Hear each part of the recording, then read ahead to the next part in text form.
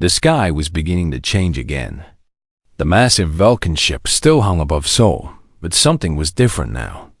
The shadow it cast seemed lighter somehow, less threatening. Or perhaps it was just the hearts of those in Classroom 3B that had changed. Roth stood by the window, looking up at his ship. His communication device had been buzzing for hours. His officers were demanding updates. The other invasion teams wanted orders. The entire conquest was waiting for him to give the command. "You have to make a decision, Commander," Bryn said quietly. He was standing next to Roth, his own conflict clear on his gray face. "The fleet will not wait forever." Roth turned to look at Yuna. She was sitting with Hana and Tay, talking softly. She had done so much in such a short time. She had not fired a weapon or led an army. She had just talked and listened and cared. And somehow, that had been enough to shake an empire. "What would you do?" Roth asked her. "If you were in my position, what would you choose?"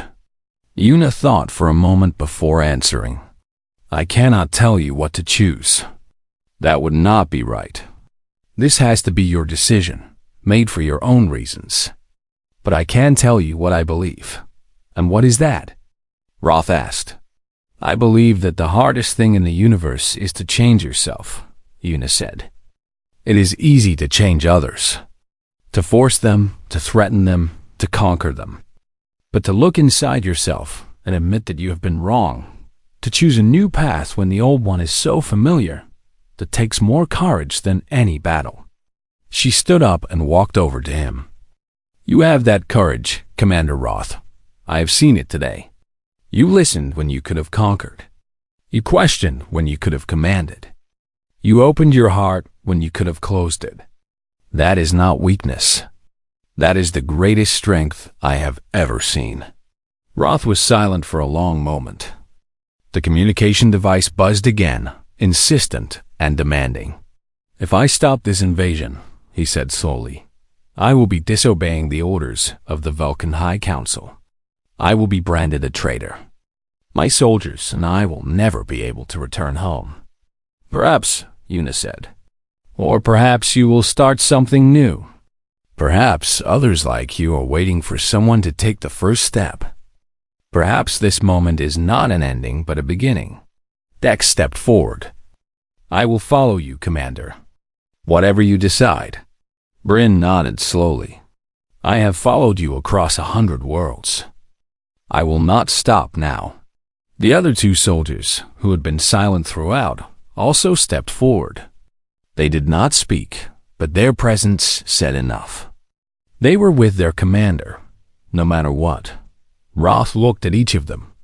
These were his soldiers, his companions, his family in many ways. They had trusted him with their lives across countless missions. Now they were trusting him with something even more precious. Their hope dot, he reached for his communication device and activated it. The voice of his second in command crackled through the speaker. "Commander Roth, what is your status?" "We have been waiting for hours. The other teams are ready to proceed with the conquest." "What are your orders?" The entire classroom held its breath. Students gripped each other's hands. Vulcan soldiers stood at attention. Everything hung on this moment, on the words that Roth would choose to speak. "This is Commander Roth," he said, his voice steady and clear. "I am ordering an immediate halt to all invasion operations." There was a long pause on the other end. "Commander, please repeat." "We did not copy correctly." "You heard me," Roth said. "Stop the invasion. All teams are to stand down. We are returning to the ships." "Sir, this is highly irregular. The High Council will hear my report when I am ready to give it," Roth interrupted. "Until then, my orders stand." Roth out. He deactivated the device and placed it on a desk. For a moment, he simply stood there, as if surprised by his own actions. Then a small smile crossed his thin gray mouth. "I cannot believe I just did that," he said quietly. Yuna smiled back at him. "I can." The students erupted in cheers. Hannah ran to Yuna and threw her arms around her best friend. Tay pumped his fist in the air. Mr. Park, finally released from whatever force had frozen him, collapsed into a chair, looking utterly bewildered. But the celebration was gentle, respectful. The humans seemed to understand that this was not about winning or losing. This was about something more important than victory. Roth knelt down so that he was at Yuna's eye level. It was a gesture of respect, of equality. A commander of the Vulcan Empire, kneeling before a human child. "You have done something remarkable today," he said. "You have shown me that there is another way to be strong. I do not know what will happen next. I do not know if my people will understand. But I know that I will spend the rest of my life trying to spread what you have taught me." Yuna reached out and placed her small hand on his gray shoulder. "You will not be alone. We will be here, on this small blue planet, hoping and waiting. And whenever you need to remember why you chose this path, you can think of this classroom. You can think of us." Roth nodded slowly.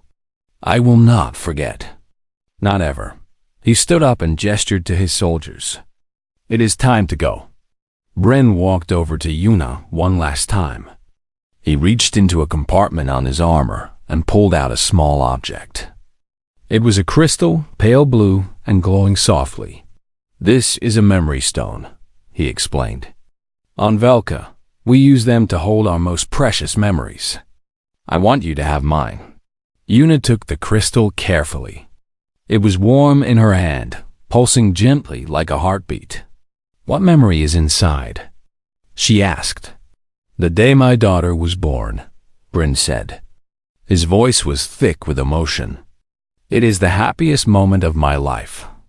I give it to you so that you will know that we Vulcans are not just warriors. We are fathers and mothers and children too. We are not so different from you." Yuna clutched the crystal to her chest. "Thank you, Bryn. I will treasure it always."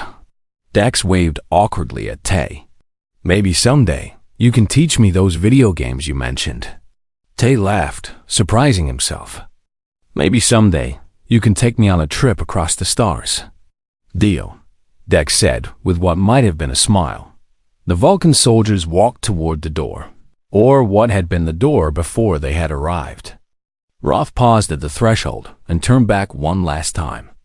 "This classroom," he said, looking around at the desks and chairs, the blackboard and windows, the ordinary things of an ordinary school. "This will be remembered. In the histories of the Vulcan, this place will be marked as the point where everything changed. The place where we learned that there is more to life than conquest. What will you call it?" Yuna asked. Roth thought for a moment. "We will call it the first conversation. The moment when the Vulcans stopped talking at other species and started talking with them." He raised his hand in a gesture that seemed like a salute. Then he turned and walked through the light, followed by his soldiers. A moment later, the light faded, and they were gone. The classroom was quiet. The students stood in small groups, still processing what had happened. Outside, the great ship began to rise, lifting away from Sol, away from Earth, carrying its crew toward an uncertain future. Hannah came to stand beside Yuna. Together, they watched the ship disappear into the sky. "You saved us," Hannah whispered. "You saved everyone." Yuna shook her head gently. "I did not save anyone. I just talked to them. I just treated them like people. They saved themselves when they chose to listen. Do you think they will be okay?" Hannah asked. Yuna looked at the blue crystal in her hand, glowing softly with a father's love for his daughter. She thought about Roth and Bryn and Dex, traveling back to face whatever consequences awaited them. She thought about a gray world that had forgotten how to sing. "I think they will face hard times," she said honestly. "Change is never easy. But I also think they will find others who feel the same way. Others who are tired of conquest and emptiness. And together, they will build something new." She looked up at the sky, now clear and blue and beautiful. We may never see them again, she said, but we will never forget them, and they will never forget us.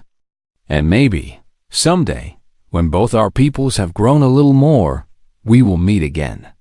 Not as conquerors and conquered, but as friends. Hannah smiled through her tears. I would like that. So would I, Una said softly. So would I? The sun was setting over Seoul, painting the sky in shades of gold and pink. In classroom 3B of Hambit Middle School, 30 students and one very confused teacher began the long process of understanding what had happened to them. But one thing was already clear to everyone on this ordinary Tuesday. In this ordinary classroom, an extraordinary thing had occurred. A 15-year-old girl had faced an invasion with nothing but compassion and curiosity. She had reminded powerful beings of their own hearts. She had proven that the greatest weapon in the universe was not a ship or a gun, but the simple, profound act of understanding another soul. And somewhere among the stars, traveling toward an uncertain dawn, a Vulcan commander was learning to hope again. The afternoon sun had started to break through the shadow of the Vulcan ship. Thin beams of golden light fell through the classroom windows, mixing with the strange glow of alien technology. It created an odd beauty, as if two worlds were trying to blend together. Una had asked the soldiers to sit down. It was a strange request, and at first, they did not know how to respond. Vulcans did not sit with conquered species. They stood over them. They commanded them. But something had changed in that classroom, and slowly, one by one, the soldiers found chairs and sat among the human students. Roth sat near the front, his long legs stretched out awkwardly. Bryn sat near the window, looking out at the sky with distant eyes. Dax had found a seat next to Tay, and the two of them were exchanging nervous glances. The other two soldiers, who had remained silent throughout, sat near the back, watching everything with careful attention. Una stood before them all, like a teacher giving a lesson. But this was no ordinary lesson. This was something entirely new. You asked me what we know about war, Una said. Let me tell you a story. She paused, gathering her thoughts. The entire room was silent, waiting. Many years ago, before I was born, my country was divided. There was a war that killed millions of people. Families were torn apart. Brothers fought against brothers. When the fighting stopped, a line was drawn through our land. People on one side could never see their loved ones on the other side again. She looked at Bryn. Some of those people are still alive today. They are old now, but they still remember. They still hope that one day they will see their families again. Decades have passed, but the pain has not faded. Bryn lowered his eyes. The story was hitting close to something inside him. We have museums about that war, Una continued. We have monuments and memorials. Every year, we remember those who died. Not to celebrate victory, but to remind ourselves of the cost. We teach our children about it, so they will understand that war is not glorious. It is tragic. Roth leaned forward. And yet your species continues to fight. If you understand the tragedy, why do you not stop? Una smiled sadly. Because understanding and doing are different things.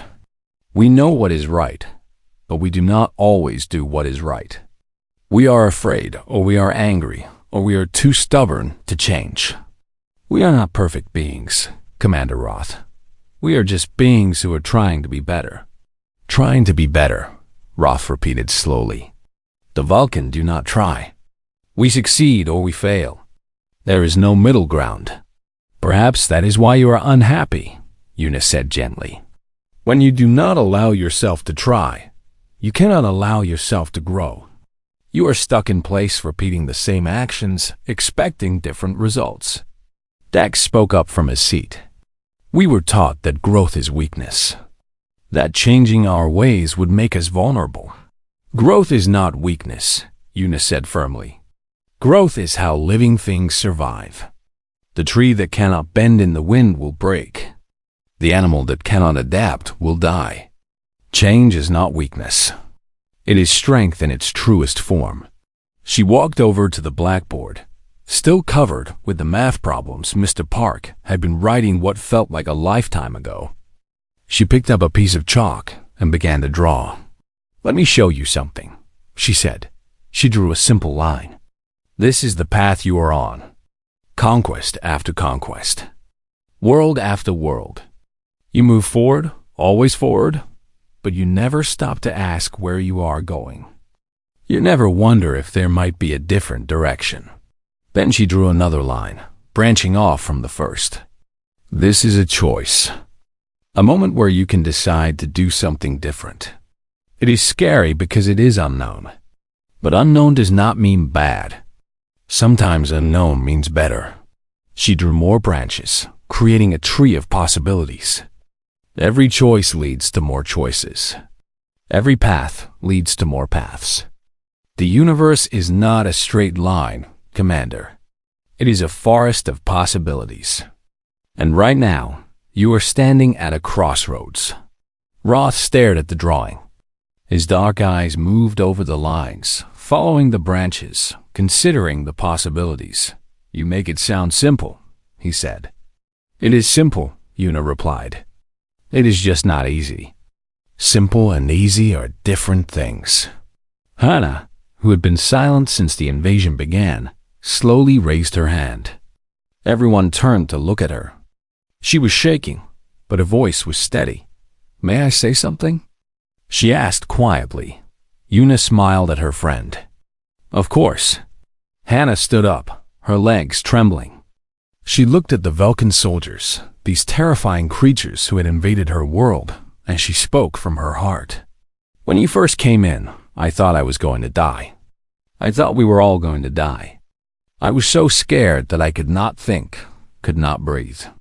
But then Una stood up, and she started talking, and something changed." She paused, wiping tears from her eyes.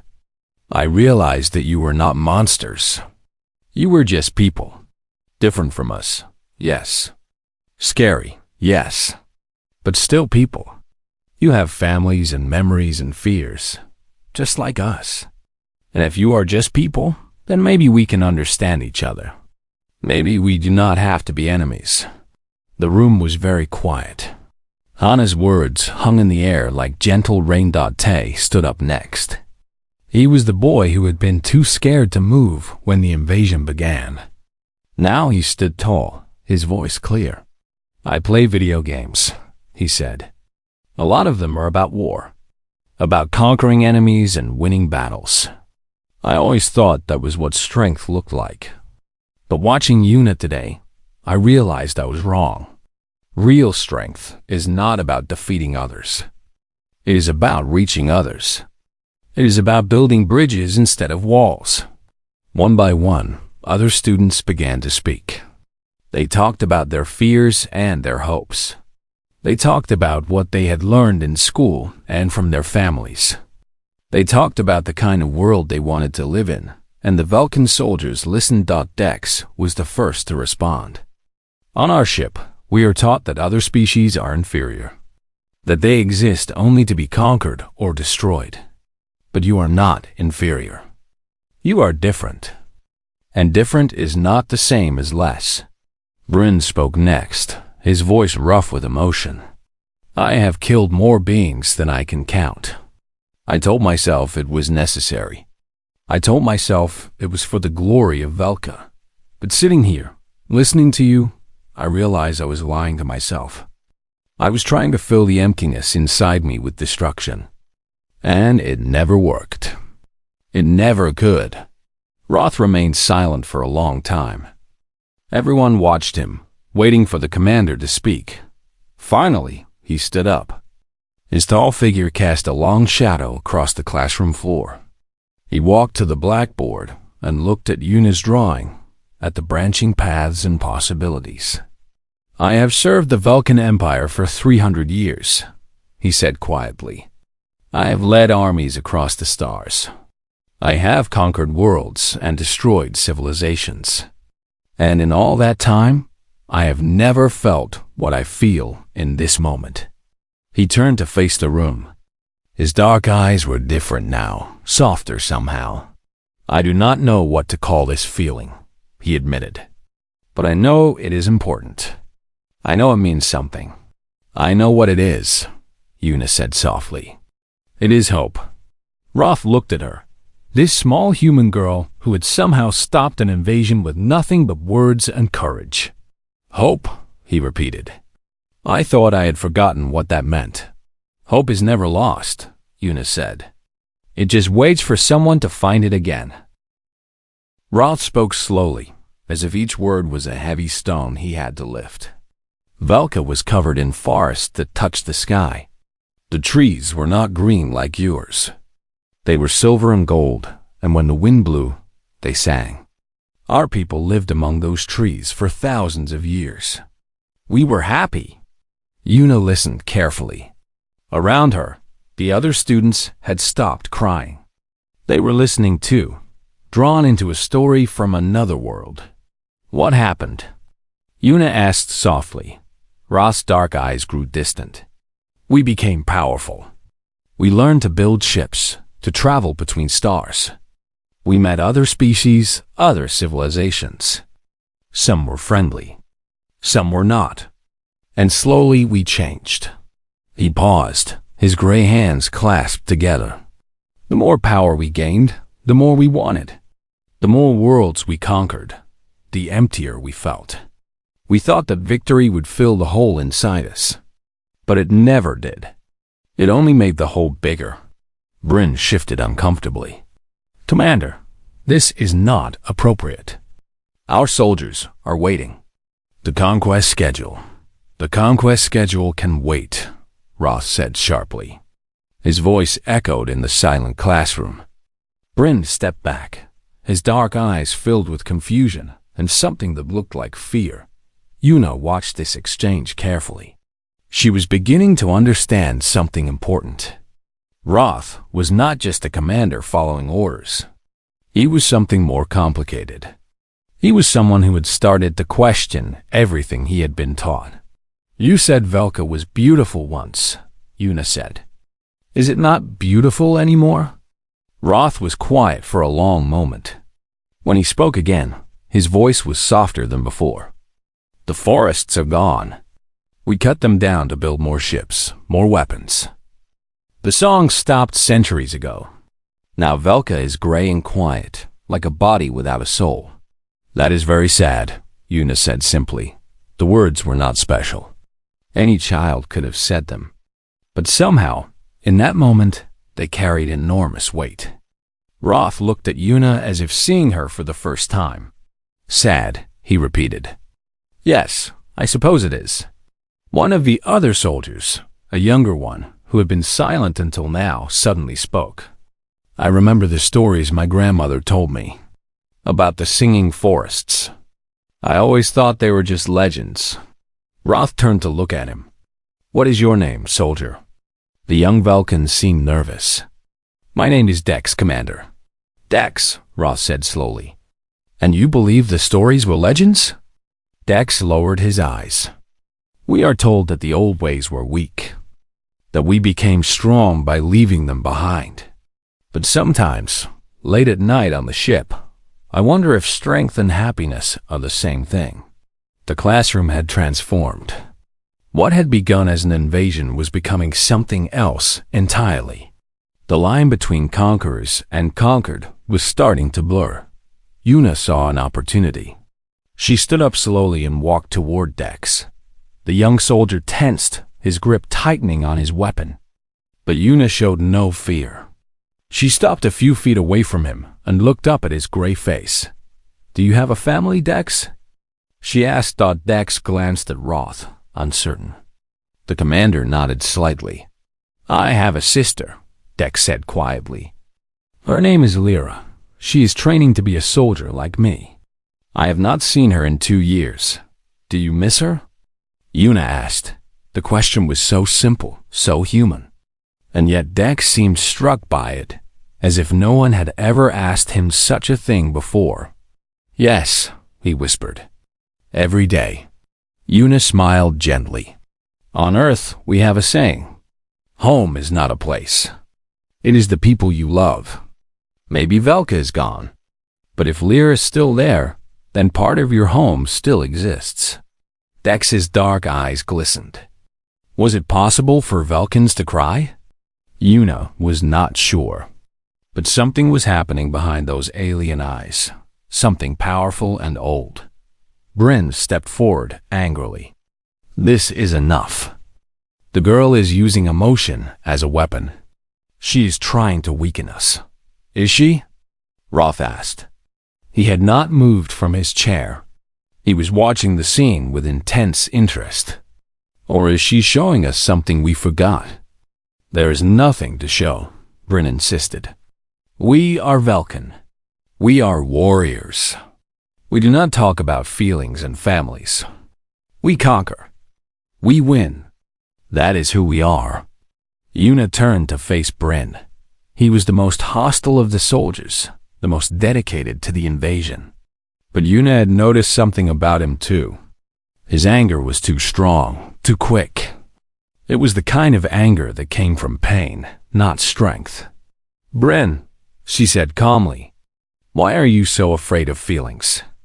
Bryn's gray face darkened. I am not afraid of anything, human. I think you are, Una said gently. I think you are afraid that if you stop fighting, you will have to feel all the things you have been running from. I think you are afraid that under all that armor, there is someone who is tired and lonely and lost. Bryn raised his weapon. The tip glowed bright blue, aimed directly at Una. Students screamed. Hannah jumped up and ran toward her friend, but Tay grabbed her and held her back. Be careful, little human, Bryn growled. You do not know who you are speaking to. Una did not move. Her heart was pounding so hard she could hear it in her ears. But she kept her eyes on Bryn, steady and calm. I know exactly who I am speaking to, she said. I am speaking to someone in pain. Someone who has done terrible things and does not know how to stop. Someone who wishes deep down that there was another way. Bryn's hand trembled. The weapon shook slightly. His dark eyes were wide with something that looked like shock. How do you know this? He whispered. How can you possibly know this? Because I am human, Una said simply. And humans are very good at understanding pain. We have caused enough of it to recognize it in others. Roth stood up slowly. He walked over to Bryn and placed a gray hand on the soldier's shoulder. Lower your weapon, Bryn, but Commander, that is an order. Bryn stared at Roth for a long moment. Then, slowly, he lowered his weapon. His body seemed to sag, as if a great weight had settled on him. I have a daughter, Bryn said quietly. His voice was barely a whisper. Her name is Mira. She is 8 years old. I have not held her since she was 6. I joined the invasion force because I thought it would bring honor to my family. But now I do not even know what honor means. The classroom was silent. 30 human students and 5 alien soldiers stood together in that small space, separated by billions of miles and thousands of years of evolution, connected by something that needed no translation. Pain was the same in any language. Loneliness looked the same on any face. The longing for home, for love, for meaning. These things were universal. Una walked over to Bryn. She was so small compared to him, barely reaching his chest. But she reached up and took his gray hand in her small human hand. It is not too late, she said softly. It is never too late to choose a different path. Bryn looked down at her hand, so different from his own. Soft and warm instead of hard and cool. Small and fragile instead of large and strong. And yet, in that simple touch, he felt something he had not felt in years. He felt hope. What do we do now? He asked, looking at Roth. The commander stood in the center of the classroom, surrounded by humans and soldiers alike. For the first time in his long career, he did not have an answer ready. For the first time, He was truly uncertain. He looked at Yuna, this small human girl who had somehow turned an invasion into a conversation. "Now," Roth said slowly, "we listen." The classroom was silent, except for the soft hum coming from the alien weapons. The 5 Vulcan soldiers stood like statues, their dark eyes watching every movement. Commander Roth had not looked away from Yuna since she had spoken. Outside the window, the massive ship still hung in the sky. Its shadow covered the entire school and the streets beyond. Yuna could see other ships in the distance, spread across the city like dark clouds that had decided to stay. "Sit down, little human," Roth said. His voice was calm but carried the weight of command. "This is not a conversation. This is a conquest." Yuna remained standing. Her legs wanted to give up. Her body wanted to run. But she kept her feet planted on the floor. "If this is a conquest," she said carefully, "then why are you talking to me?" One of the other soldiers moved forward. He was slightly shorter than Roth, but just as frightening. His armor was pure black without any golden lines. "Commander," he said, "we should continue. The other teams are waiting for orders.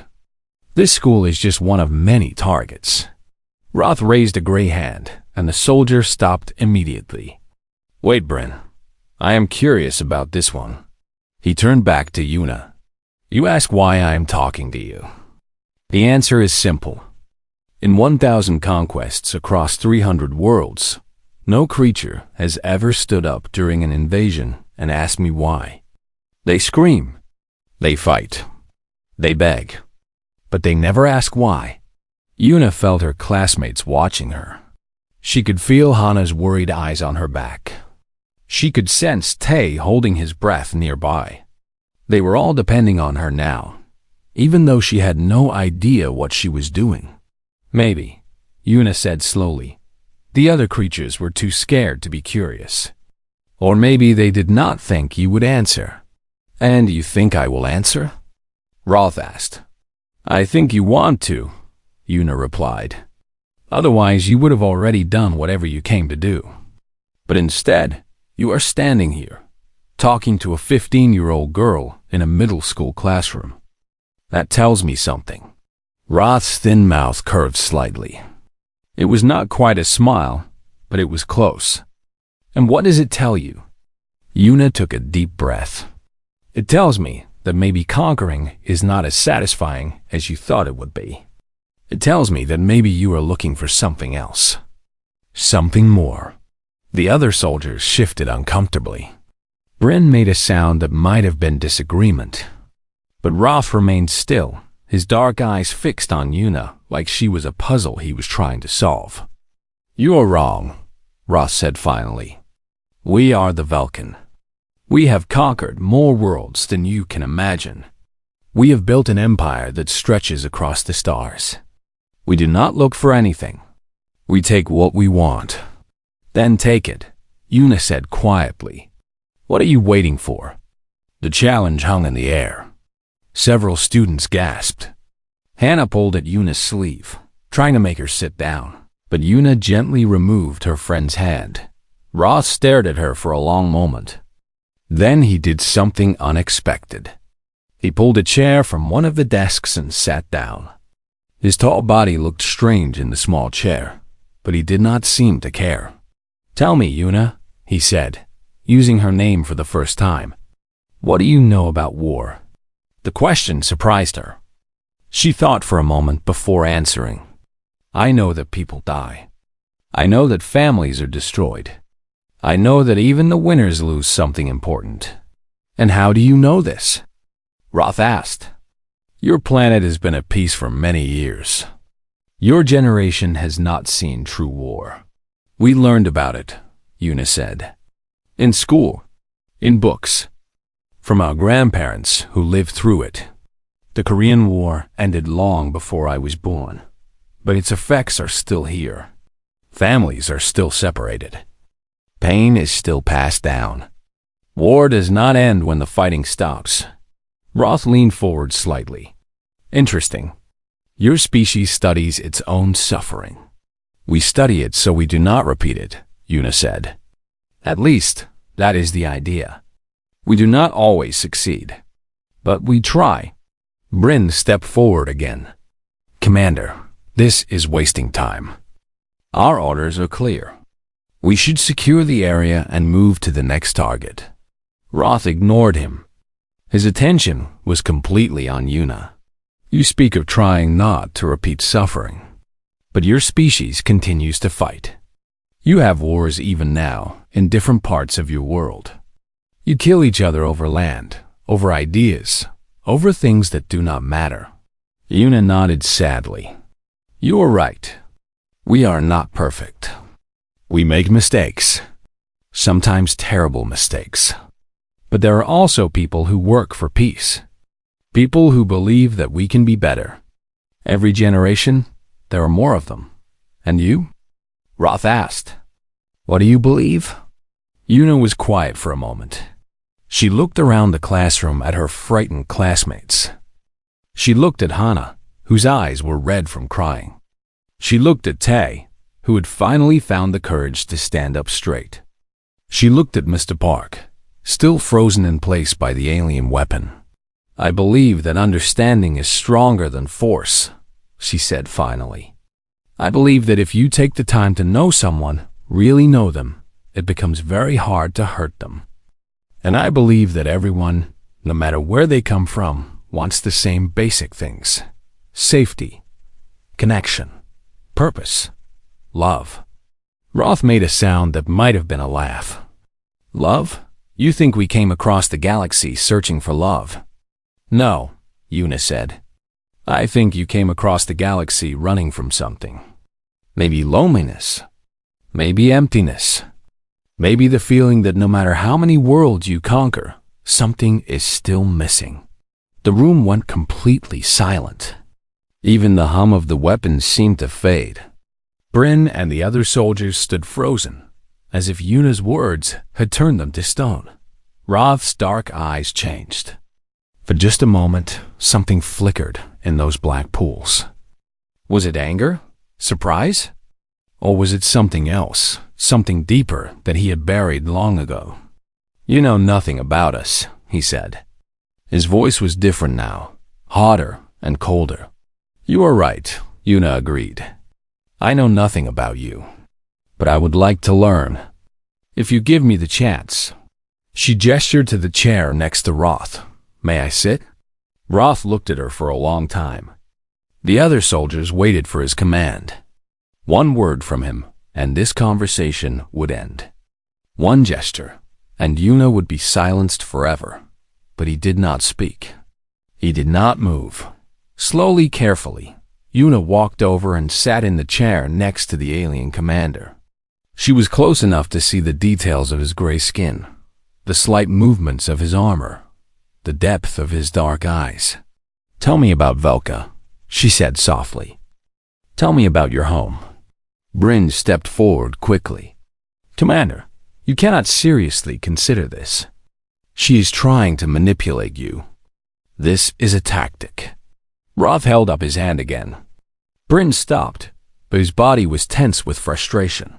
Perhaps it is a tactic, Roth said slowly. But it is a new one, and I have grown very tired of the old ones. He turned to Yuna. His dark eyes studied her face, looking for lies, for tricks, for hidden weapons. He found none. He saw only a young girl with curious eyes and a steady heart. Velka, he began slowly, was a beautiful world once, and in a classroom in Seoul, while the world held its breath and alien ships filled the sky, a conversation began that would change everything. It was a normal Tuesday morning in Seoul. The spring sun was warm and bright. Birds sang in the trees outside the school windows. Students walked through the gates of Hambit Middle School, talking and laughing with their friends. Nobody knew that this day would change everything. In classroom 3B, 30 students sat at their desks. Their teacher, Mr. Park, was writing math problems on the blackboard. The chalk made a soft sound as it moved across the green surface. Some students copied the problems into their notebooks. Others looked out the window, dreaming of lunch or the weekend.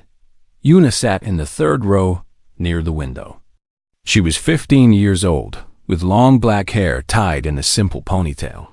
Her eyes were dark and thoughtful. She was not the smartest student in the class, and she was not the most popular. But there was something different about her. She noticed things that others missed.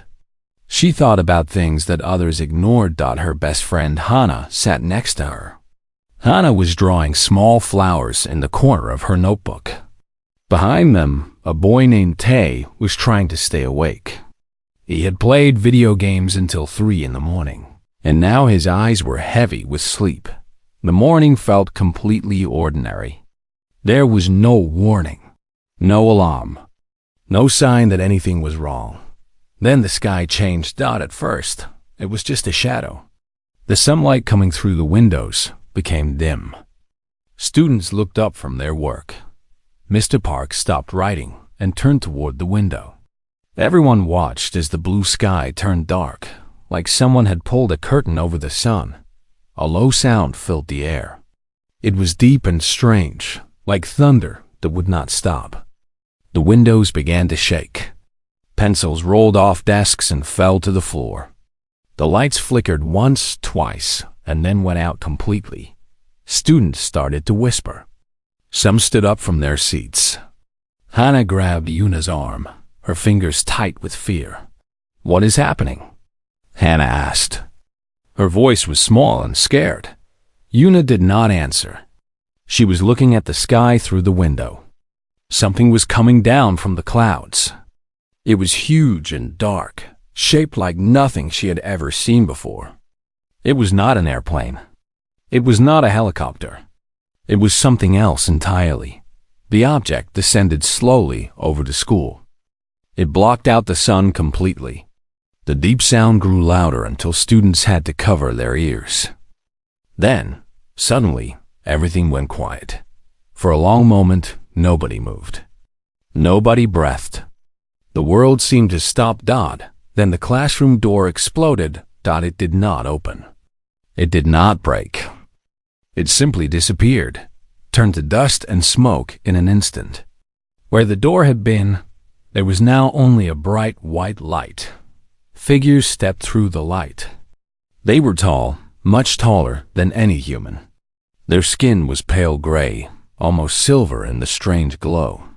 They had 2 arms and 2 legs, like humans, but their faces were different. Their eyes were large and completely black, like pools of dark water. They had no noses, only small slits where noses should be. Their mouths were thin lines that showed no expression.